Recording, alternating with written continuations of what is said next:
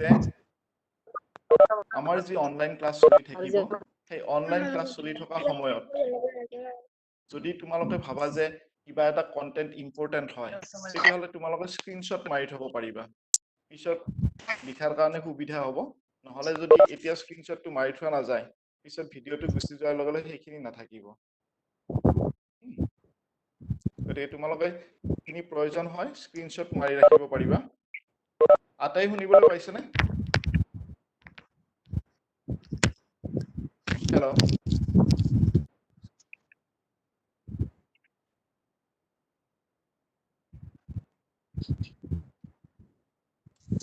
ঠিক আছে পাঠটোলৈকে যোৱাৰ আগত এটা কথা পাতি লৈছো যে আমি আমাৰ জীৱনত প্ৰতিদিনে আমাৰ সমাজখনত আমি কেনেদৰে চলিম কেনেকুৱা ব্যৱহাৰ কৰিম মানুহে কথা ক'লে আমি কেনেকুৱা ৰিয়েকশ্যন দিম এনেকুৱা ধৰণৰ কথাবিলাক শিকিবলগীয়া হয় আৰু এইবিলাক কথা সাধাৰণতে আমাক কোনে শিকায় আমাৰ মা দেউতা বা আমাৰ জ্যেষ্ঠসকলে আমাক শিকায় কিন্তু যেতিয়া এই কথাবোৰ তেওঁলোকে শিকাবলৈ যায় তেতিয়া আমাক প্ৰতিদিনে কয় যে তুমি মোবাইলটো খুচৰি নাথাকিবা তুমি ভালদৰে বহি থাকা তুমি এনেকে মুখত হাতখন দি নাথাকিবা এনেকে কিয় ভাজ লাগি বহিছা কিয় পোন হৈ বহা নাই তোমাৰ কামটো কৰিলানে স্কুলৰ হোমৱৰ্ক কৰিলানে এনেকুৱা কথাবিলাক তেওঁলোকে আমাক সদায় নিৰ্দেশনা দি থাকে আৰু যেতিয়া এই নিৰ্দেশনাবিলাক দি থাকে তেতিয়া আমাৰ মনলৈ কি আহে যে মোৰ ইচ্ছা মতে মই একো কৰিবই নোৱাৰো নেকি যে মোৰ একো স্বাধীনতাই নাই নেকি কেৱল মা দেউতাই মোক কৈ থাকে যে মই কি কৰিব লাগিব কি কৰিব নালাগে এনেকুৱা এটা ধৰণৰ আমাৰ মনলৈকে ভাববিলাক আহে আৰু ঠিক আমি আজি ইংৰাজী পাঠ পঢ়িবলৈ লৈছো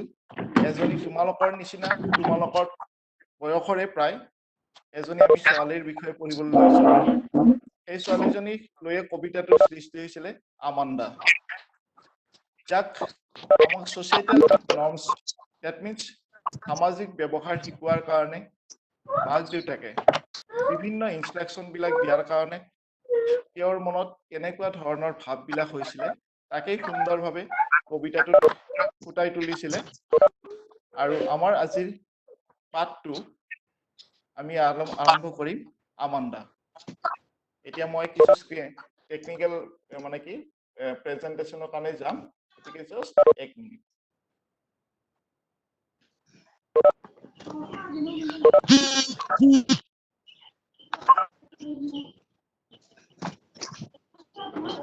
ব্যায়াম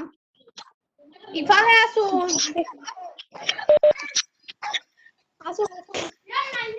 ছাত্ৰ-ছাত্ৰীসকল তোমালোকে নিজৰ মাইকটো অফ কৰি লোৱা তোমালোকৰ মাইকটো মিউট কৰি লোৱা সকলোৱে মুটো মিউটত আছে না মিউট হৈ আছে মই নিজে ওই ব্যায়াম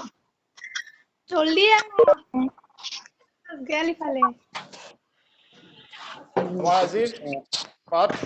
আমাণ্ডা আৰু আমাণ্ডাটো কবিতাটো লিখিছিলে ৰবিন ক্লেইন আমি এতিয়া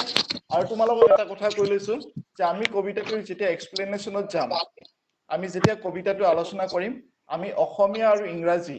দুটা ভাষাই ব্যৱহাৰ কৰিম আমি এবাৰ ইংৰাজীত গোটেই কথাখিনি এক্সপ্লেনেশ্যন কৰিম তাৰপিছত আমি পুনৰ অসমীয়াত এক্সপ্লেনেশ্যন কৰিম গতিকে আমাৰ আজিৰ পাঠ আমাণ্ডা আৰু আমাণ্ডাৰ কবি হৈছে ৰবিন ক্লেইন এতিয়া আছোন আমি ৰবিন ক্লেইনৰ বিষয়ে অলপ জানি লওঁ যে ৰবিন ক্লেইন হৈছে এগৰাকী অষ্ট্ৰেলিয়াৰ বিখ্যাত কবি তেখেতৰ জন্ম হৈছিলে 1936 চনৰ 28 ফেব্ৰুৱাৰীত অষ্ট্ৰেলিয়াৰ নিউ সাউথ ৱেলছৰ কেমচি নামৰ ঠাইত তেওঁলোকৰ ভাই ভনী আছিলে মুঠ 9 গৰাকী আৰু সেই 9 গৰাকী ভাই ভনীৰ ভিতৰত ৰবিন ক্লেইন আছিলে অন্যতম এগৰাকী আৰু তেওঁ মাত্ৰ 15 বছৰ বয়সতে তেওঁৰ পঢ়া জীৱনটো সামৰিবলগীয়া হৈছিল আৰু তাৰ পিছত তেওঁ এগৰাকী লেখিকা হিচাপে প্ৰতিষ্ঠিত হোৱাৰ আগলৈকে বিভিন্ন ধৰণৰ কামবিলাক কৰিবলগীয়া হৈছিলে আৰু মাত্ৰ 16 বছৰ বয়সতে তেওঁৰ জীৱনৰ প্ৰথমখন গল্পৰ কিতাপ তেওঁৰ প্ৰকাশিত হৈছিল তোমালোক আজি যিটো বয়সত আছা সেই বয়সতে ৰবিন ক্লেইনৰ জীৱনৰ প্ৰথমখন গল্পৰ কিতাপ প্ৰকাশিত হৈছিল তেওঁ সৰ্বমুঠ 40খন গ্ৰন্থ ৰচনা কৰিছিলে তাৰ ভিতৰত বিখ্যাত গ্ৰন্থ কেইখন হৈছে hating Alison Ashley Halfway Across the Galaxy and Turn Left, Came Back to Show You I Could Fly, Boss of the Pool, Penny Polar's Letters আদি ইয়াৰ ভিতৰত তেওঁৰ লিখা আটাইখিনি কিতাপে অতি জনপ্ৰিয় হৈছিল আৰু সেই কিতাপবিলাকৰ ওপৰত ভিত্তি কৰি অষ্ট্ৰেলিয়াৰ বহুত কেইখন বিখ্যাত চিনেমা নিৰ্মাণ কৰা হৈছিল আৰু বহুত কেইখন টিভি চিৰিয়েলো নিৰ্মাণ কৰা হৈছিল তাৰপিছত তেখেতৰ কামৰ স্বীকৃতি হিচাপে তেওঁ CBCয়ে ৰিডাৰ্ছ এৱাৰ্ড লাভ কৰিছিল তাৰোপৰি 1989 চনত তেখেতে human rights award for literature এক বিখ্যাত তেওঁ লাভ কৰিবলৈ সক্ষম হৈছিল আৰু 2004 চনৰ 6 মাৰ্চত এইগৰাকী মহান লেখিকাৰ মৃত্যু হয় আৰু তেখেতৰ অন্য সৃষ্টি আমাণ্ডা কবিতাটো আমি পঢ়িবলৈ আগবাঢ়িছো আৰু আমাণ্ডা কবিতাটো যদি আমি চাবলৈ যাওঁ তেতিয়াহ'লে আমি দেখা পাওঁ যে প্ৰতিটো মূল স্তবকৰ লগত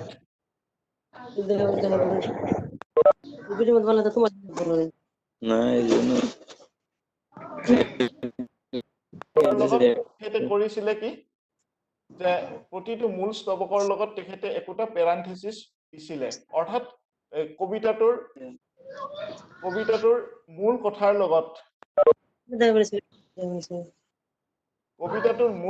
লগত সমাৰ্থক সেই সময়ত আমাণ্ডাৰ মনত কি ভাৱ হৈছিল সেই কথাখিনি তেওঁ আমাক বন্ধনীৰ ভিতৰত সুন্দৰকৈ দিছিলে এতিয়া আমি কবিতাটোৰ যিটো সাৰাংশ বা কবিতাটোৰ মূল কথাখিনিনো কি সেইখিনি আমি এতিয়া চাম আমি কৈছো যে আমি প্ৰথমতে আমি ইংৰাজীত আমি কিছু কথা ইংৰাজীত মানে প্ৰথম এনালাইসিস কৰি লম কাৰণ ইংৰাজীটোৰ যদি আমি এনালাইসিস কৰি লওঁ তেতিয়াহ'লে আমি যেতিয়া কুৱেশ্যন এনসাৰ বিলাক আলোচনা কৰিম বা তোমালোকে যেতিয়া কুৱেশ্যন এনসাৰ বিলাক লিখিব লগা হ'ব তেতিয়া তোমালোকৰ যথেষ্টখিনি সুবিধা হ'ব গতিকে আমাৰ আমাণ্ডা কবিতাটোৰ যদি আমি সামাৰীলৈকে যাওঁ তেতিয়াহ'লে আমি এনেদৰে ক'ব পাৰো The poem Amanda shows the stage of the mind of a schoolgirl whose parents probably mother is constantly instructing about what to do and what not to do. She is asked not to bite her nails. Yes. Hello. Hello? Hi. তোমালোকৰ audio বিলাক mute কৰি লোৱা সেইকাৰণে সাউন্ডটো problem হৈ আছে sir এক minute ৰ'ব হয় হয় ছাত্ৰ ছাত্ৰীসকল শুনিবা মই সকলোকে মিউট কৰি দিম তোমালোকে মোবাইলটো আৰু নুচুবা হা মই সকলোকে মিউট কৰি দিম ঠিক আছে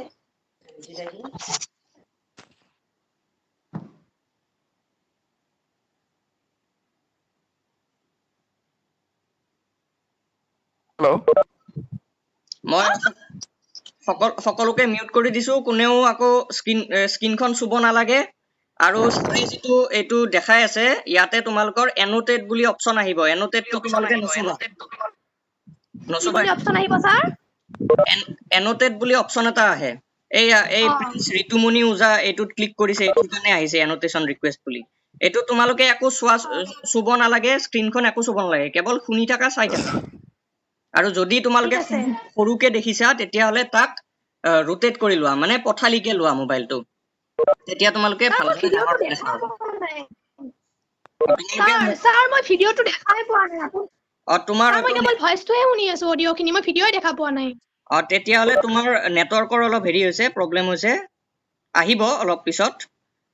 নেটৱৰ্কটো বেয়া হ'লে কেতিয়াবা ভয়েসে হওক বা ভিডিও হওক কেতিয়াবা দেখা নাযায়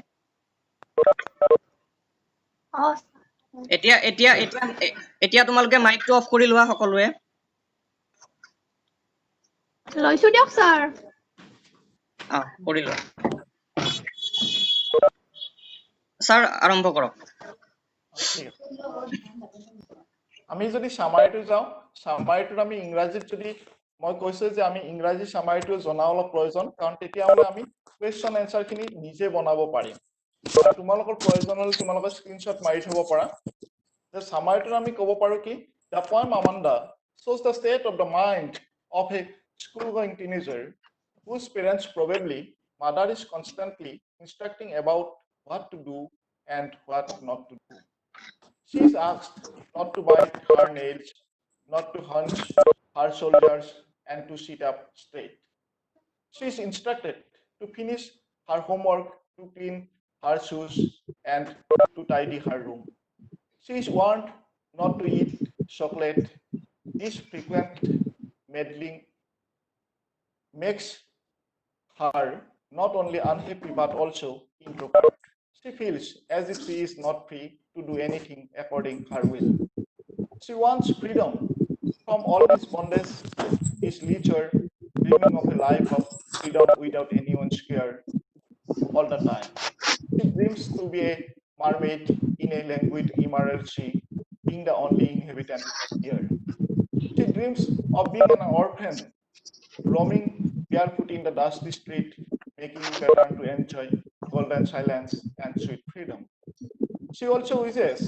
to live the calm and quiet life in a tower like that of Rapunzel,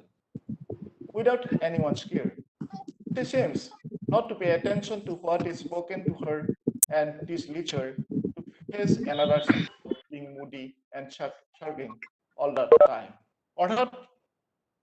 আমি যদি আমাণ্ডা কবিতাটোৰ সাৰাংশৰ কথা ক'বলৈ যাওঁ, তেতিয়াহ'লে আমাণ্ডা কবিতাটো পঢ়িলে আমাৰ মনলৈ এনেকুৱা এখন ছবি আহে, যিখন ছবিত এগৰাকী কিশোৰী, স্কুললৈ গৈ থকা কিশোৰীক সকলো সময়তে কি কৰিব লাগিব, কি কৰিব নালাগে, এনেকুৱা ধৰণৰ মাক বা দেউতাকে যেতিয়া ইনষ্ট্ৰাকশ্যন দি থাকে, সেই অৱস্থাত সেই কিশোৰীগৰাকীৰ মনৰ অৱস্থাটোনো কি হৈছিলে, মনৰ অৱস্থাটোনো কি হৈছিলে, তাকেই কবিতাটোত সুন্দৰভাৱে বৰ্ণনা কৰা হৈছে। যে আমাণ্ডাক নিৰ্দেশ দিয়া হৈছে কি কৰিবলৈ, যে তুমি নখ নাকামুৰিবা, পূজা নোহোৱাকৈ কোন হৈ বহা। তাইক সোধা হৈছে বা তাইক কোৱা হৈছে যে গৃহকাৰ্য বা হোমৱৰ্কখিনি সম্পূৰ্ণ কৰিবলৈ, তাইৰ কথাটো চাফা কৰিবলৈ, তাইৰ জোতাযোৰ চাফা কৰিবলৈ, বাৰে বাৰে এনেদৰে তাইক নিৰ্দেশনা দিয়া হৈছে যে তুমি এইটো কৰা, এইটো নকৰিবা। ঠিক তাইক কি কোৱা হৈছে আৰু, যে তাইক চকলেট খাবলৈও বাধা দিয়া হৈছে, অৰ্থাৎ সাৱধান কৰি দিয়া হৈছে যে তুমি চকলেটো নাখাবা। এতিয়া এই বিৰতিহীনভাৱে সম্ভৱতঃ তাইৰ যি মাক বা তেওঁৰ গাৰ্জেনৰ ফালৰ পৰা যি নিৰ্দেশনা দি আছিলে, সেই নিৰ্দেশনাই আমাণ্ডাক কেৱল যে হতাশ কৰি তুলিছিল বা অসুখী কৰি তুলিছিল এনেকুৱা নহয়, তাইক অন্তৰ্মুখী কৰিও তুলিছিল। তাই অনুভৱ কৰিছিল তাই যেন তাইৰ ইচ্ছামতে একো কৰিব নোৱাৰে, তাই যেন সকলোৰে মাজত কি হৈছিলে, যে এটা বন্ধনৰ মাজত আবদ্ধ হৈ পৰিছে। এই সকলো বন্ধনৰ পৰা মুক্তি বিচাৰি তাই বাৰে বাৰে হাহাকাৰ কৰি উঠিছিল। আৰু এইটোৱে তাইক সকলোৰে আঁতৰত এটা স্বাধীন জীৱন যাপনৰ বাবে সপোন দেখিবলৈ উৎসাহিত কৰিছিল। তাই সপোন দেখিছিল এখন শান্ত সমাহিত সেউজীয়া সাগৰত এগৰাকী মৎস্যকন্যা বুলিও ক'ব পৰা বা জলকুঁৱৰী হোৱাৰ সপোন। তাই সপোন দেখিছিলে এজন অনাথৰ দৰে খালী ভৰিৰে ৰাস্তাত উদ্দেশ্যবিহীনভাৱে ঘূৰি ফুৰি বিভিন্ন আকৃতি বনোৱাৰ সপোন তাই দেখিছিল। তাই য'ত পুনৰ জগতখনত তাই উপভোগ কৰিব বিচাৰিছিলে কি এক অতুলনীয় নীৰৱতা আৰু মধুৰ স্বাধীনতা। তাই আশা কৰিছিল যে এক নিৰ্জন আৰু শান্ত জীৱন উপভোগ কৰিবলৈ ঠিক ৰিপুঞ্জলে যেনেদৰে অকলশৰীয়া স্তম্ভত কাৰো তত্বাৱধান নোহোৱাকৈ এটা শান্ত আৰু সমাহিত জীৱন যাপন কৰিছিল, গতিকে তাই ঠিক ৰিপুঞ্জলৰ দৰে হ'বলৈ চেষ্টা কৰিছিল বা আশা কৰিছিল, সপোন দেখিছিল। তাইক এনেকুৱা দেখা গৈছিল যে তাই মাকে তাইক কৈ থকা বা তাইৰ গাৰ্জেনে কৈ থকা কথাবোৰত যেন তাইৰ কোনো ধৰণৰ গুৰুত্ব নাছিল, সকলো সময়তে অন্যমনস্ক হৈছিল, যাৰ কাৰণে মাকে তাইক কি কৈছিলে, যে তুমি সকলো সময়ত ভাবুক হৈ থাকা, তুমি সকলো সময়তে মুদি হৈ থকা, তুমি সকলো সময়তে অফন পাতি থকা বা ঠে পাতি থকা। অৰ্থাৎ মাকে পুনৰ তাইৰ ওপৰতে কি কৰিছিলে, যে কিছুমান অভিযোগ আনিছিলে। আৰু এইখিনি হৈছে আমি যদি ভালদৰে চাবলৈ যাওঁ আমাণ্ডা কবিতাটোৰ গোটেই মূল কথাখিনি হৈছে এইখিনিয়ে এতিয়া আমি চাম এই আমাণ্ডা কবিতাটোত আমি কেইটামান নতুন শব্দ পাইছো সেই নতুন শব্দ কেইটা তোমালোকে এবাৰ চাই ল'বা কাৰণ শব্দখিনি আমি চাব লাগে এইকাৰণে কাৰণ কেতিয়াবা আমি শব্দৰ অৰ্থ লিখিবলগীয়া হয় তাৰ ভিতৰত প্ৰথম শব্দটো আমি পাইছো হাঞ্চ তাৰ মিনিংটো হৈছে raise to go or move or sit in a lazy drooping way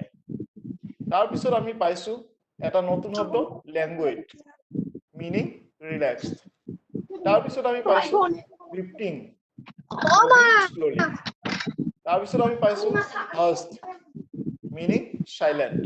তাৰ পিছত আমি নতুন শব্দ এটা পাইছো ট্ৰেংকুইল আৰু তোমালোকক মই এটা কথা কৈ থৈছো যে আমি প্ৰতিটো লেসনৰ শেষত আমি সেই লেসনটোৰ পৰীক্ষাৰ বাবে যিখিনি ইম্পৰ্টেন্ট কোৱেশ্চন সেই ইম্পৰ্টেন্ট কোৱেশ্চন বিলাক আমি কিছু পৰিমাণে আলোচনা কৰিম ইয়াতে গতিকে এতিয়া আমি সাৰাংশটো চালো নতুন শব্দখিনি চালো এতিয়া আমি স্টেঞ্জা বাই স্টেঞ্জা তাৰমানে কবিতাটোৰ প্ৰতিটো স্তবকত কিনো ক'ব বিচৰা হৈছে সেই বিষয়ে আমি কিছু আলোচনা কৰিম এতিয়া আমি যদি প্ৰথম দফাটো চাবলৈ যাওঁ প্ৰথম দফাটো আছে আমাৰ don't bite your nails Amanda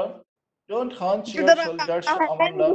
stop that slouching and sit up straight Amanda আৰু মই প্ৰথমতে কৈছিলো যে আমাণ্ডাক যেতিয়া মাকে নিৰ্দেশখিনি দিছে ঠিক সেই সময়ত আমাণ্ডাৰ মনত কি ভাৱ হৈছে সেই কথাখিনি আমাক কি কৰিছিলে বন্ধনীৰ ভিতৰত দিছিলে যে প্ৰথম দফাটো যেতিয়া মাকে প্ৰথম নিৰ্দেশনাটো দিছিলে কি don't hunch your shoulders Amanda don't bite your nails Amanda don't hunch your shoulders Amanda stop that slouching and sit up straight Amanda আমাণ্ডাৰ মনত কল্পনা কৰিছে কি কৰি there is a language emerald sea where the sole inhabitant is me a mermaid drifting blissfully এতিয়া এই কথাখিনি যদি আমি analysis কৰিবলৈ যাওঁ আমি যদি এই কথাখিনি ব্যাখ্যা কৰিবলৈ যাওঁ তেতিয়া হলে আমি প্ৰথমতে ইংৰাজীত কেনেদৰে আমি ব্যাখ্যা কৰিম কাৰণ ইংৰাজীৰ বস্তুখিনি আমাক খুবেই প্ৰয়োজন সেইকাৰণে প্ৰয়োজন যে আমি ইয়াৰ পৰা আমি কি কৰিব লাগিব প্ৰশ্ন উত্তৰ লিখিব লাগিব আৰু প্ৰশ্ন উত্তৰখিনি কিহত লিখিম আমি ইংৰাজীতে লিখিব লাগিব গতিকে from the first stanza we can say Amanda's mother is instructing her telling that she should not bite her nails look lazy and tired and so she should sit straight without slouching. Amanda's mother is continuously monitoring and controlling her. That's why when her mother is asking her to do or not to do something, she is lost in her own imagination. She imagines that she is a mermaid in the beautiful emerald sea and the only inhabitant who is drifting happily. Amanda herself is living a relaxed life in her imagination, which shows that she wants freedom from all the bondage. আমি যেতিয়া প্ৰথম দফাটো চাওঁ তাত আমি দেখিবলৈ পাওঁ যে আমাণ্ডাৰ মাকে প্ৰথমতে আমাণ্ডাক কৈছে যে নখ নাকামুৰিবা তুমি নখ নাকামুৰিবা তাৰ পিছত কৈছে যে তুমি অলস আৰু ভাগৰীয়া যেন হৈ তেনেদৰে হালি বহি নাথাকিবা তুমি কি কৰা যে তুমি ষ্ট্ৰেইট হৈ বহি থাকা তুমি পোন হৈ বহা তাৰ পিছত নিৰ্দেশনা দিছে যে তুমি পোন হৈ বহা তুমি হাউলি নাথাকিবা এনেকে যেতিয়া নিৰ্দেশনা দিছে বাৰে বাৰে যেতিয়া নিৰ্দেশনাখিনি দিছে তেতিয়া আমাণ্ডাৰ মনলৈকে এনেকুৱা ভাৱ এটা আহিছিলে যে তাই যেন কোনো এটা নিজৰ কাম কৰাৰ কাৰণে স্বাধীন নহয় তাইৰ ইচ্ছামতে যেন কোনো এটা কাম তাই কৰিব নোৱাৰে আৰু তেতিয়াই তাই নিজৰ এখন সপোনৰ জগত সৃষ্টি কৰি লৈছিল আৰু সেই সপোনৰ জগত তাই বিচৰণ কৰিছিল আৰু সপোনৰ জগতখনত যেতিয়া তাই বিচৰণ কৰিছিলে তাই প্ৰথমতে কল্পনা কৰিছিলে যে সেউজ শান্ত সাগৰৰ তাই একমাত্ৰ অধিবাসী এগৰাকী জলকৰী বা মৎস্যকন্যা যিয়ে অতি সুখেৰে সাগৰৰ মাজত সাঁতুৰিছে তাই নিজে তাইৰ সপোনত এক ভাৱাবেগহীন এক ৰিলেক্সড জীৱন যাপন কৰিব বিচাৰিছে যিটো আমি যদি ভালদৰে লক্ষ্য কৰো দেখিবলৈ পাওঁ যে আমাণ্ডাৰ যিটো সকলো বন্ধনৰ পৰা মুক্ত হোৱাৰ ইচ্ছা সেই মুক্ত হোৱাৰ ইচ্ছাটোৱে ইয়াত প্ৰবলভাৱে দেখিবলৈ পোৱা গৈছে তোমালোকে এটা কাম কৰাচোন, তোমালোকৰ ভিডিঅ'বিলাক অফ কৰি লোৱা, যাৰ কাৰণে মোৰ মানে ভিডিঅ' চবৰে চলি থকাৰ কাৰণে মোৰ পিপিটি খিনি শ্বেয়াৰ কৰা অসুবিধা হৈছে। অন কৰা নাই দিয়া, আমি অফে আছো। এই মুখ গিলা যে দেখাইছে প্ৰথমতে মোৰো দেখাইছে, কাম কৰি নাকে মুখ ৰাখি লৈছো। নিকিতা কাকতি তোমাৰ হেৰিটো অফ কৰি লোৱা, মাইকটো অফ কৰি লোৱা। মৃদুস্মিতা ডেকা মাইকটো অফ কৰি লোৱা। আহি আছে কিন্তু নেট লাগিব। নেট নহলে এতিয়া দেউতাৰ ফোনটো ৰখা ল'ব তেতিয়াহ'লে। এতিয়া কি ঈশান মাইকটো অফ কৰি লোৱা। বিশাল চৌধুৰী, কৰুণা পাটগিৰি মাইকটো অফ কৰি লোৱা। তোমালোকে মাইক আৰু ভিডিঅ' দুটাই অফ কৰি লোৱা যাতে ভালদৰে শুনা পোৱা, কাৰণ ভিডিঅ'টো চলালে বেছিকে নেটৱৰ্ক তোমালোকৰ লাগিব, সেইকাৰণে নিজৰ ভিডিঅ'টো চলাব নালাগে, অফ কৰি লোৱা।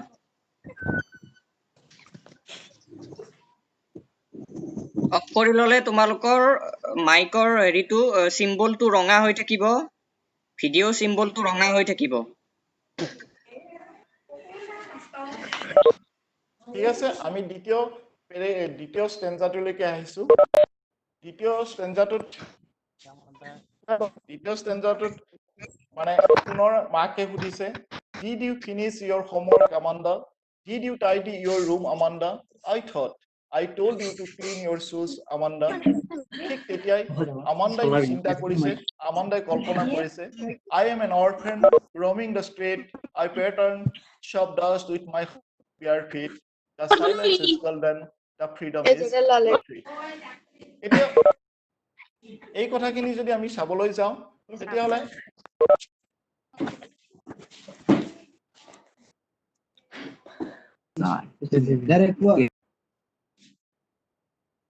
এই যদি দফাটো আমি চাবলৈ যাওঁ, then we see Amanda's mother is asking her if she had finished her homework, had cleaned her room as well as her shoes. In the parenthesis, we see Amanda is again lost in her own imagination. Amanda desperately imagines herself as an orphan, roaming on the streets aimlessly without any purpose. She seems happy as she draws patterns using her uncovered feet in the soft dust. She is so fed up of constant instructions that she feels that in her world of dream, there will be silence, and the silence will be golden, and the freedom she will experience will be sweet. Her imagination to be an orphan shows how much depressed she is and the amount of pressure she feels. অৰ্থাৎ যে আমি যেতিয়া পুনৰ দ্বিতীয় দফাটোলৈকে যাওঁ, তাত আমি দেখিবলৈ পাইছো যে আমান্দাৰ মাকে আমান্দাক সুধিছে যে আমান্দা, তুমি তোমাৰ হোমৱৰ্ক বা গৃহ কাৰ্য সম্পূৰ্ণ কৰিছানে? তোমাৰ কথাটো পৰিপাতি কৰিছানে? তোমাৰ জোতাযোৰ চাফা কৰিছানে? তেতিয়া আমান্দাই এনেদৰে বাৰে বাৰে যেতিয়া আমান্দাক পুনৰ ইনষ্ট্ৰাকশ্যন দিয়া হৈছে বা আমান্দাক সোধা হৈছে, তেতিয়া আমান্দাই পুনৰ নিজৰ সপোনৰ জগতখনলৈকে গুচি গৈছিলে, আৰু গুচি গৈ আমান্দাই কল্পনা কৰিছে তাই যেন উদ্দেশ্যবিহীনভাৱে ৰাজপথত ঘূৰি ফুৰা এজনী অনাথ ছোৱালী বা মাউৰা ছোৱালী। তাই যেন তাইৰ খালী দুভৰিৰে ধূলিত বিভিন্ন আকৃতিবোৰ বনাইছে, আৰু সেইবোৰ বনাই তাই অতি সুখী। তাই এই অবিৰত নিৰ্দেশনাবোৰত ইমানে অতিষ্ঠ হৈছে যে তাই অনুভৱ কৰিবলৈ লৈছে যে তাইৰ সপোনৰ জগতখনত তাই যি নীৰৱতা লাভ কৰিছে, সেই নীৰৱতাখিনি অতুলনীয়, সোণসেৰীয়া বা সোণোৱালী। আৰু তাইৰ যিখিনি স্বাধীনতা লাভ কৰিছে তাইৰ সপোনৰ জগতখনত এগৰাকী অনাথ হিচাপে, সেইখিনি অতি মধুৰ। অৰ্থাৎ কনষ্টেণ্ট যিটো কনষ্টেণ্ট ইনষ্ট্ৰাকশ্যন দিয়াৰ কাৰণে আমান্দাৰ মুখলৈকে কি আহিছিলে? আমান্দাৰ মনলৈকে সেই যিটো মানে এজনী অনাথ ছোৱালী হোৱাৰ যিটো কল্পনা তাই কৰিবলৈ বাধ্য হৈছিলে, কাৰণ তাই ইমানেই বেছি হতাশ হৈছিলে, ইমানেই বেছি মানসিক চাপত ভুগিছিলে যে তাই মাক দেউতাকৰ পৰা আঁতৰত, সকলোৰে পৰা আঁতৰত পিতৃ মাতৃহীন এজনী ছোৱালী হিচাপে জীয়াই থকাৰ কল্পনা তাই কৰিছিলে আমাৰ দ্বিতীয় ষ্টেঞ্জাৰ মূল কথা আছিলে এইখিনিয়ে আমি এতিয়া পিছৰ ষ্টেঞ্জা বা পিছৰ স্তবকটোলৈকে আহিছো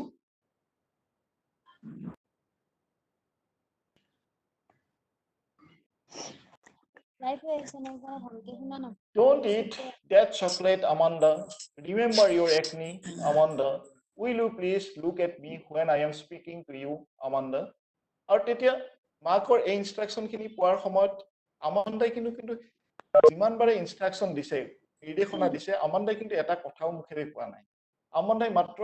কি কৰিছে নিজৰ সপোনৰ জগতখনলৈকে গুচি গৈছে আৰু সপোনৰ জগতখনলৈ গৈ তাই মানে ভাবিছে I am Rapunzel. I have not a care. Life in a tower is tranquil and rare. I will certainly never let down my right hair. এতিয়া কথাটো হ'ল যে আমান্দাক যেতিয়া চকলেট খাবলৈ বাধা দিছে তাইৰ শালমইনাৰ কাৰণে তাইক যেতিয়া মাকৰ ফালে চাবলৈ নিৰ্দেশনা দিয়া হৈছে তেতিয়া আমান্দাই কল্পনা কৰিছিলে ৰেপুঞ্জেলৰ কথা যে মই ৰেপুঞ্জেল এতিয়া কথাটো হ'ল হু ইজ ৰেপুঞ্জেল যে আচলতে ৰেপুঞ্জেল কোন আছিল যে প্ৰাচীন এক সাধু কথা মতে লোককথা মতে ৰেপুঞ্জেল এগৰাকী পৰীৰ নাম যাৰ সোণালী ৰঙৰ চুলি আছিল অতি দীঘল আৰু সেই ৰেপুঞ্জেলক এগৰাকী ডাইনীয়ে এটা ওখ স্তম্ভত বন্দী কৰি ৰাখিছিলে যাতে ৰেপুঞ্জেলে কেতিয়াও কাৰো সৈতে কোনো সংস্পৰ্শত আহিব নোৱাৰে আৰু সেই ডাইনীজনীয়ে যেতিয়া বাহিৰৰ পৰা আহে তেতিয়া ৰেপুঞ্জেলক তলৰ পৰা মাত দিয়ে স্তম্ভৰ তলৰ পৰা আৰু তেতিয়া ৰেপুঞ্জেলে তাইৰ সেই দীঘল সোণালী চুলি তাইৰ তললৈ নমাই দিয়ে আৰু সেই চুলিখিনিত ধৰি সেই ডাইনীজনী ওপৰলৈকে উঠি যায় এনেকৈ দিনবোৰ অতিবাহিত হৈ থকাৰ পিছতে এজন ৰাজকুমাৰৰ চকু পৰিছিল ৰেপুঞ্জেলৰ ওপৰত আৰু ৰাজকুমাৰৰ লগত ৰেপুঞ্জেলৰ কিছু প্ৰেম সম্পৰ্ক আৰম্ভ হৈছিল আৰু সেই ৰাজকুমাৰে ডাইনীজনীৰ অনুপস্থিতিত ৰেপুঞ্জেলৰ ওচৰলৈকে আহিছিল আৰু তাৰপিছত যেতিয়া আহিছিলে তাৰপিছত ডাইনীজনীয়ে গম পাই ৰেপুঞ্জেলক এখন মৰুভূমিৰ মাজত আবদ্ধ কৰি ৰাখিছিলে আৰু অৱশেষত কি হৈছিলে সেই ৰাজকুমাৰজনে ৰেপুঞ্জেলক কি কৰিছিলে যে উদ্ধাৰ কৰিবলৈ সক্ষম হৈছিলে এতিয়া আমি এই যিটো ষ্টেঞ্জা আমি পঢ়িলো য'ত ৰেপুঞ্জেলৰ কথা আছে যিহেতু আমাৰ ৰেপুঞ্জেলৰ কথা আছে সেইকাৰণে মই শ্বৰ্টকে ৰেপুঞ্জেলৰ কাহিনীটো অলপ কৈ দিছো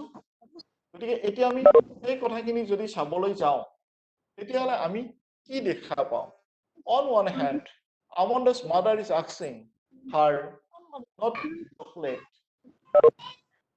because that causes acne which is easily seen with the teenagers her mother further asks her to look at her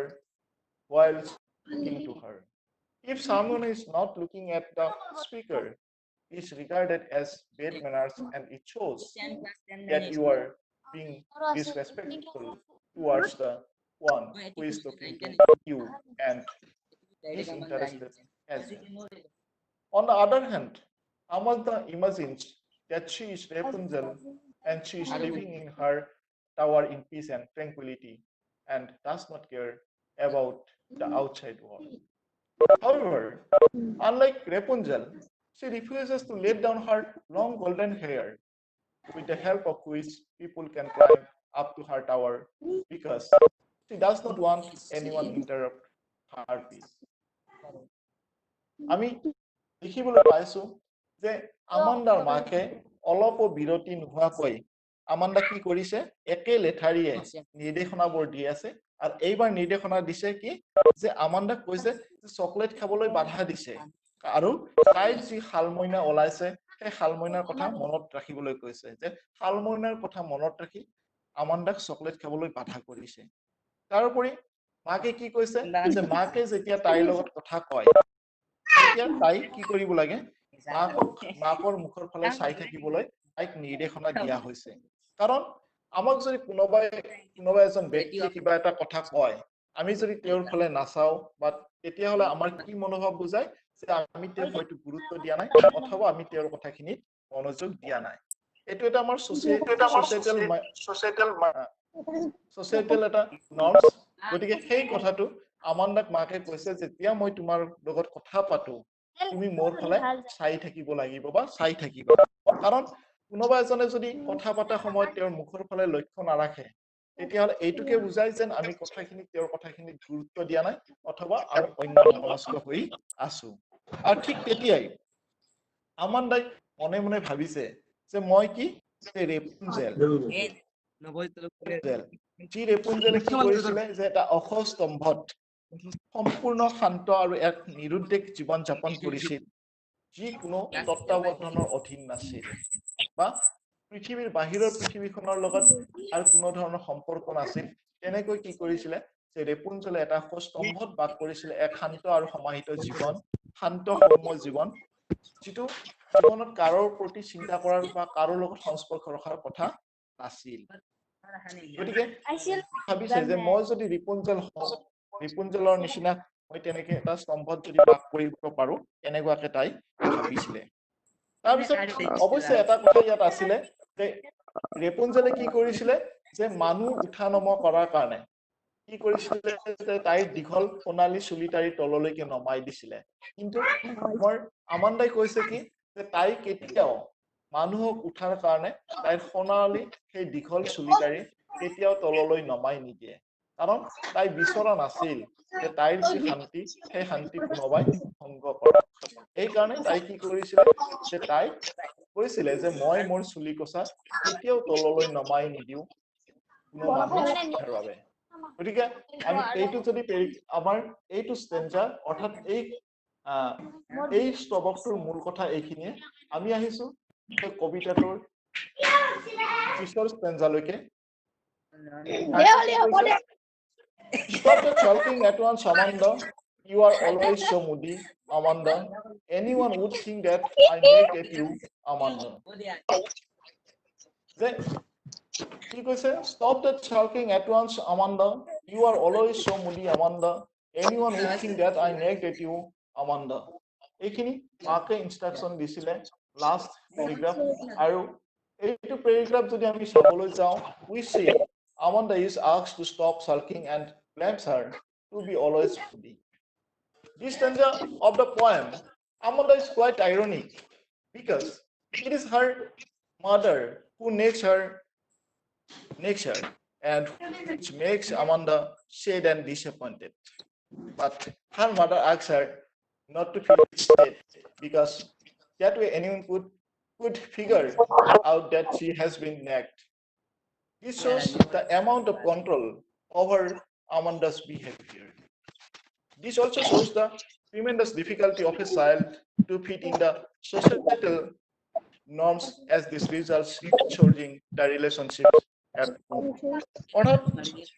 আমি যদি চাবলৈ যাওঁ শেষৰ স্তবকত আমি এইখিনি দেখিবলৈ পাওঁ যে মাকে আমান্দাক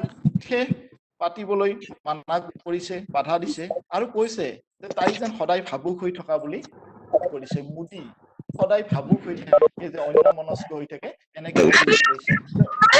আমান্দাৰ মাকে আমান্দাক কৈছে তুমি তেনেকে পাতি বা অপমান পাতি আৰু তুমি কি পাতি নাথাকিবা তুমি সদায় কি কৰা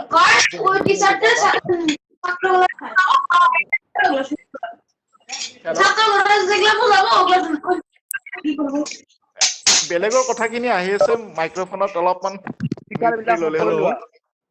হেল্ল' ছাত্ৰ ছাত্ৰীসকল তোমালোকে কি ভাবিছে ইয়াতে চাৰ্কাছ চলি আছে নেকি তোমালোকে যে ইমান বেয়াকে গণ্ডগোল কৰি আছা আৰু গাৰ্জেনসকলে তো গুৰুত্ব দিব লাগে ল'ৰা ছোৱালী হাল্লা কৰি আছে আনৰ ডিষ্টাৰ্ব হৈ আছে ইয়াতে চাৰ্কাছ চলি থকা নাইতো বাৰে বাৰে তোমালোকক অনুৰোধ কৰা হৈ আছে ভিডিঅ' অফ কৰি হাল্লা নকৰিবা ছাৰে কৈ আছে হাল্লা নকৰিবা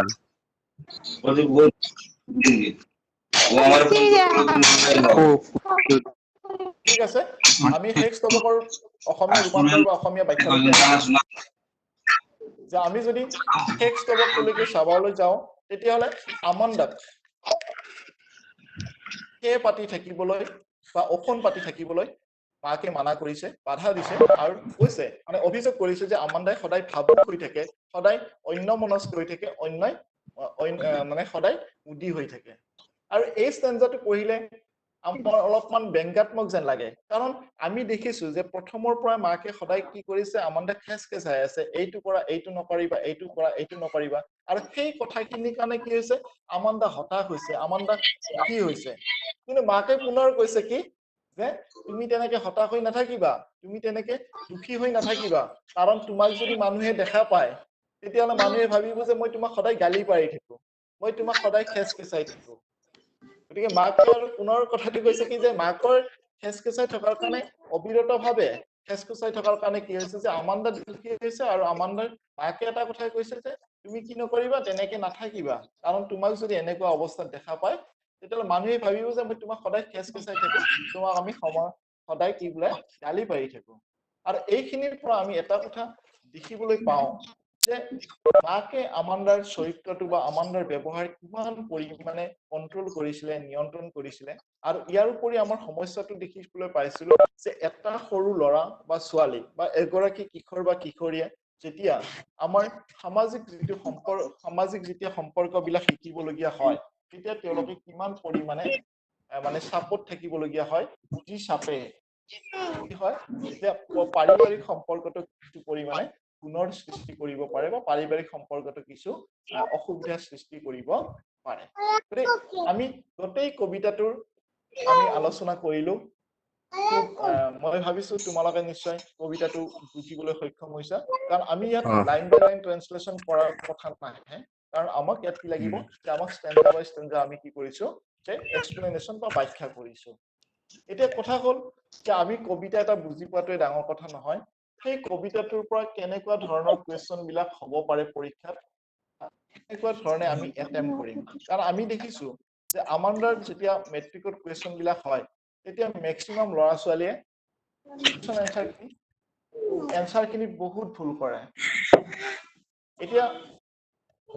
এনেকুৱা ধৰণৰ কুৱেশ্যন, মই ইয়াত যিখিনি কুৱেশ্যন এনচাৰ শ্ব' কৰিছো সেইখিনিয়ে সৰ্বশেষ কথা নহয়,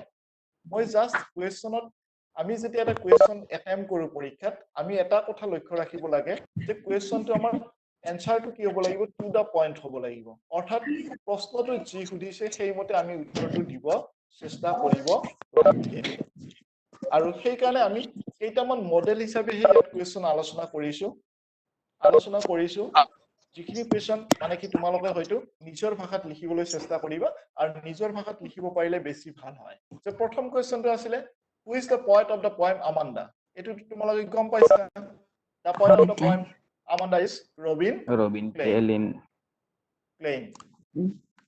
এতিয়া 2019ত এটা কুৱেশ্যন আহিছিলে, how old Amanda is, how do you know it.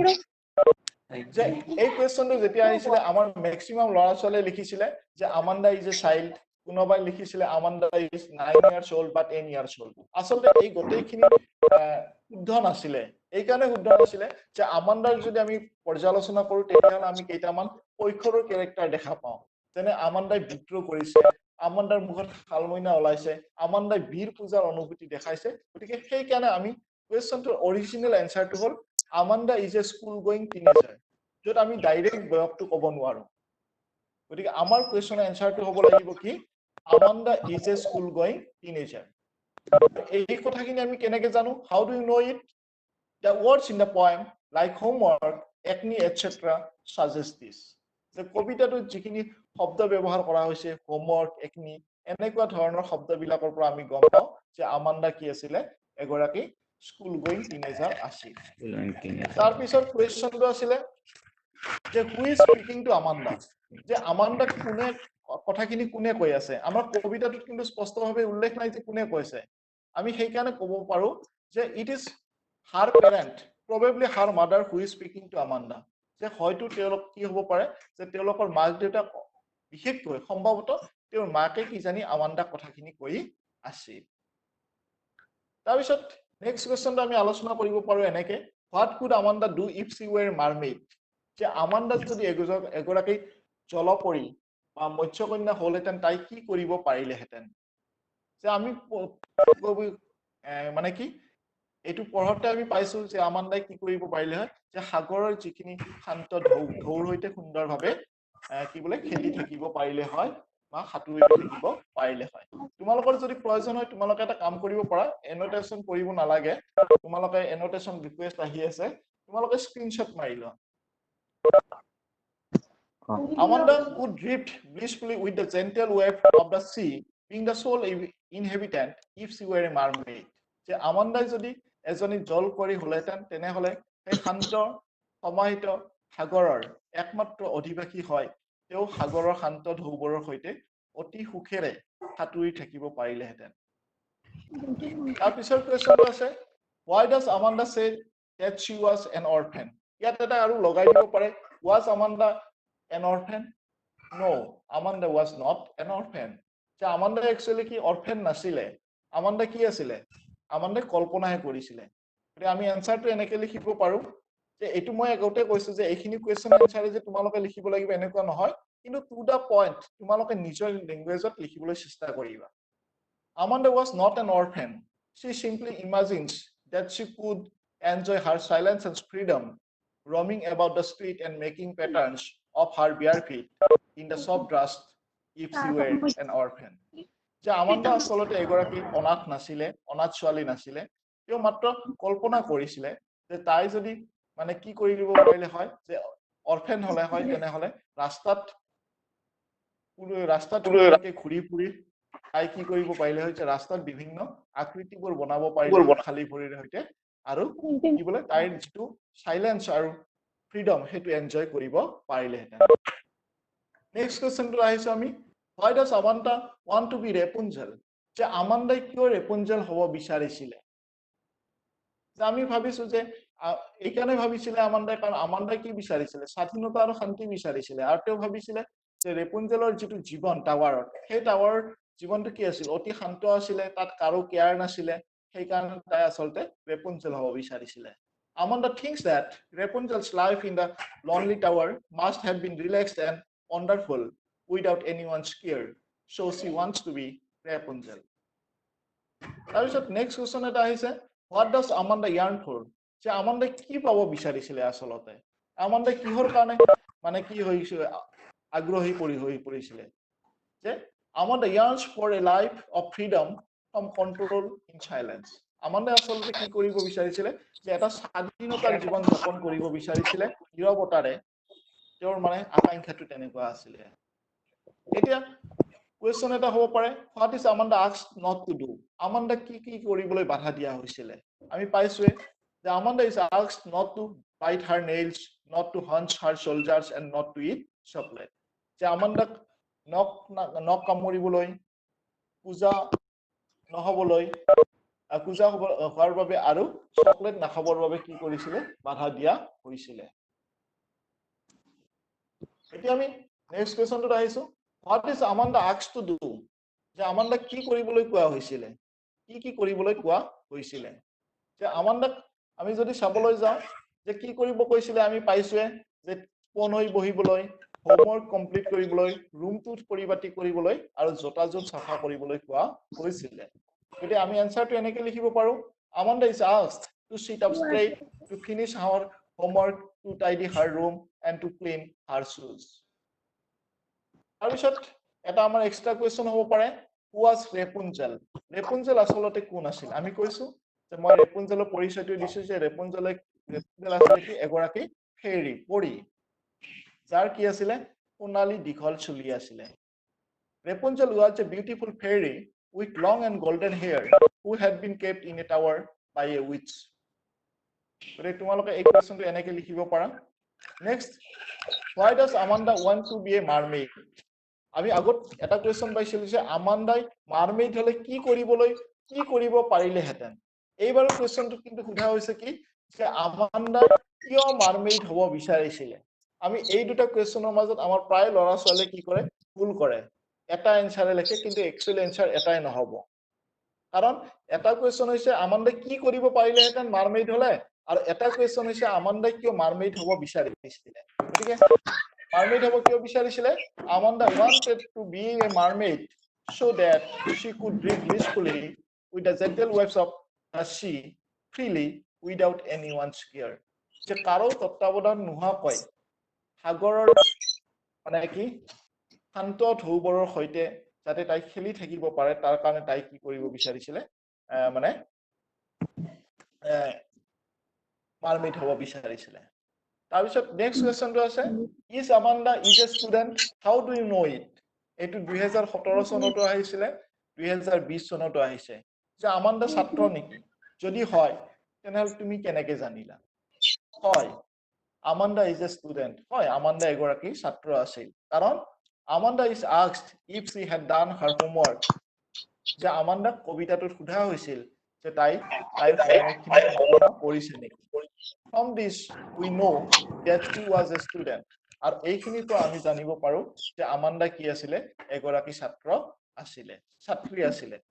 গতিকে আমি ইয়াত বহুতে একনিৰ কথা লিখে কিবা কিবি বেলেগ লিখে এইবিলাক লিখাৰ প্ৰয়োজন নাই মাত্ৰ আমি তাই আমাণ্ডা যে এগৰাকী ছাত্ৰী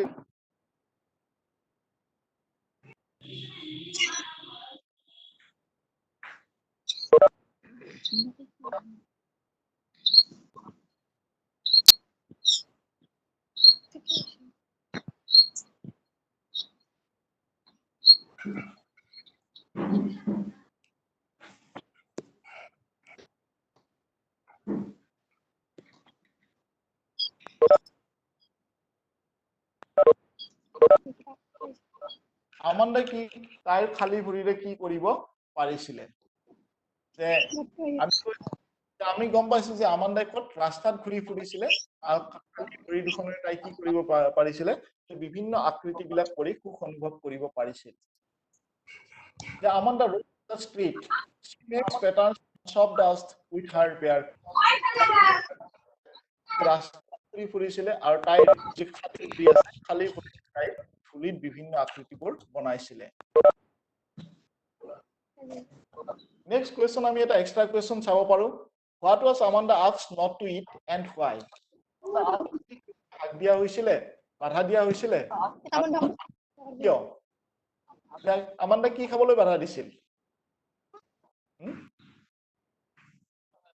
আমাণ্ডা কি খাবলৈ বাধা দিছিল চকলেট চকলেট চকলেট চকলেট কিয় কিয় বাধা দিছিল চকলেট চাই একনিৰ কাৰণে হয়নে Amanda was asked not to eat chocolate. She was asked so because of her acne.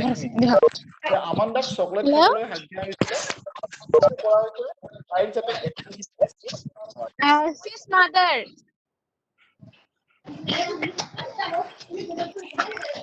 কথা হ'ল তাতে কিছু ভালো না বলে এই যে লগৰ কেইটাই উল্টা পাল্টা উত্তৰ দিছে তাৰপৰ এই কৰবা পাৰি মেসেজ ঠিক আছে এতিয়া আমি লাস্ট কোৱেশ্চনটোলৈ আহিছো হোৱাট ইজ এ মাৰমেইড জলপৰী বা মাৰমেড মানে জলপৰি মাৰমেইড মানে আমি জলপৰী কিন্তু আমি কোৱেশ্চনটো ইংৰাজীত লিখিবলগীয়া হয় mermaid is a fish which is look like a man